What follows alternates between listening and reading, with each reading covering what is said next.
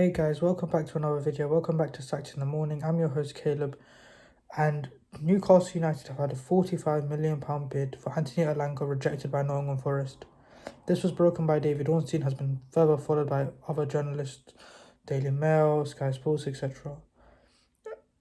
Sky Sports have further reported that Newcastle United have three right-winger targets they're looking at, given that Anthony Elanga may prove to be too expensive. So first of all, we'll talk about Elanga. I made a video on this the other day that Newcastle United were losing out on their main targets.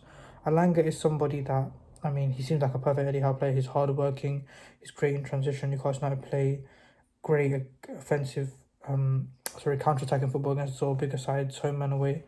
But against the sort of top sides, Newcastle United, is Elanga going to be that man that's going to break a team down? I think he could. I think he's definitely got good dribbling ability. He's quick. He's definitely improving on his end product. I think he had a 17 GA goal this season, maybe 16, I'm not 100% sure. So he definitely improved a lot. I think he got the third most assists in the league as well, behind Jacob Murphy and Salah. So, for me, it did make sense, but I think there's also a price tag. Newcastle shouldn't be paying more than 60 million. I think 60 million, that's the Forest are entitled to demand whatever they want. I don't think Newcastle should be going that high. Out of the three that were listed, Johan Bakayoko, Adeyemi and Mohamed Kudus, these were the three alternatives listed by Sky Sports' Keith Downey. Which one suits Newcastle United the best? Well, Kudus is obviously playing at West Ham. He's obviously Premier League proven. Mohamed Kudus is going to be very expensive. It is a risk as well. I don't know if Kudus is the best fit for Newcastle United. I've seen him linked with Chelsea as well. I don't think he should be going to either of those clubs. I don't know. I don't see Kudus as that man that's going to sort of go onto that right side and just flourish straight away at Newcastle United. I think Newcastle United needs someone who's a bit different.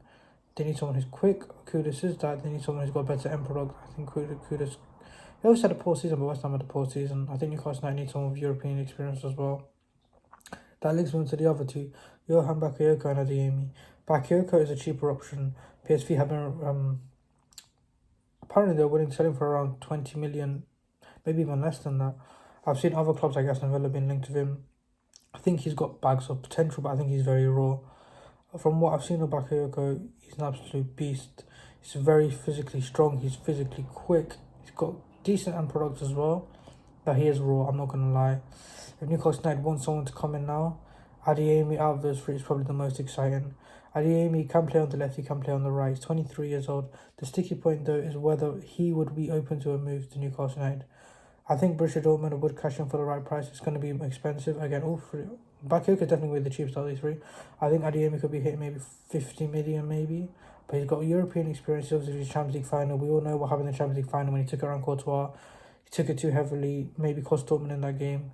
But, he scored hat-tricks in the Champions League, for example, like against Celtic. He's obviously lightning quick, which obviously something Elanga has. He bursts into space.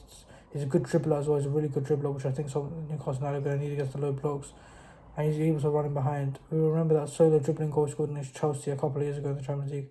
I think out of those three, Adeyemi is probably the one that's going to excite Newcastle United fans the most. I think that it's just whether Adeyemi would want to come to Newcastle. I think that he was close to a move to Napoli in January. I don't know how reliable that is. I know that Napoli were definitely linked with him. It's going to be plenty of European clubs in for him. I think the way Newcastle United has to do is they can't be going for Premier League proven players. I think they're too expensive, and just like the same way Newcastle are pricing Liverpool of Isak, clubs are going to price players out on Newcastle's budget. So the same way they did with Isak, they went for someone abroad and they developed him, doubled him in value. I think Newcastle United should be looking at that with Adeyemi. In terms of the centre back option, Giorgio Scavini, he's been labelled the dream target for Newcastle by Fabrizio Romano. He's 21 years old. I believe he only played 6 times last season for Atlanta. He was part of that Europa League winning team, the team that beat Liverpool 3-0 at Anfield, the team that beat Liverpool by Leverkusen 3-0 in the final as well. But he came off the back of an ACL injury, which is the only negative.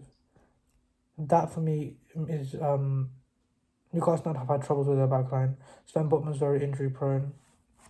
Trippier's obviously getting older. He's a bit injury prone. Botman had an ACL. If you actually look at Botman, it wasn't that knee that was injured when he came back. It was the other knee which he got a problem with. Livramento also had an ACL, but before he joined Newcastle United, came in, he hasn't had any problems with that since.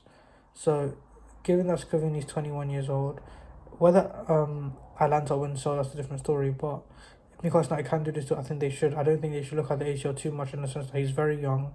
He basically barely played last season as well because he came back, he got a shoulder injury, which is fine. It allowed him to get more rest. I think Newcastle United definitely should be looking at something like this. If they can't get more Gahey, they feel it's going to be another bidding war. This is like going to foreign leagues like they might do Adeyemi or Bakayoko or Scalvini. They're going to get much cheaper options, plenty of value, plenty of Champions League experience he's got as well. He's got Champions League experience, Europa League experience, plenty of European experience, playing top 5 leagues. I think Newcastle United can't get that. I think we'll be probably looking at somewhere like 40 to 50 million pounds. I think realistically, I think Atlanta sold Romero to Tottenham for 50 million a couple years ago now, so we'll probably be looking at something like that. Maybe his ACL injury might reduce his sort of price a bit. Maybe Atlanta go, oh, he was a bit injury prone, but I think Atlanta do want to keep him. But that would be interesting. And those are Newcastle United, in my opinion, two priority positions. The centre back, because Burns 33 and Shaw's 33, and Botman's very injury prone, and the right wing, because they've only got Jacob Murphy on that side, and we don't know if he can keep up the form that he did. But anyway, it'll be interesting to see Newcastle United going to start to pick up this week or next week. I think next week, as soon as that PSR deadline hits, July the 1st, bang, you're going to see Newcastle going bang, bang, bang. They obviously put a bid in today, it was rejected. I didn't think 45 million would be enough for Elanga. I think Newcastle are just doing this for the sake of bidding, in my opinion. But I think if they were to get Adeyemi and they were to get Scalvini, I think that's two fantastic additions to the side. Two players with European experience. Scalvini knows Tonali as well. Adeyemi's been at Dortmund. I think it will be great for Newcastle United. They need that experience. They need that squad depth. And it's not necessarily too expensive. They're not going to be spending 60 million on centre back and 60 million on right winger. You know, they can get both players probably for less than 60 million. But anyway, thank you for watching my video.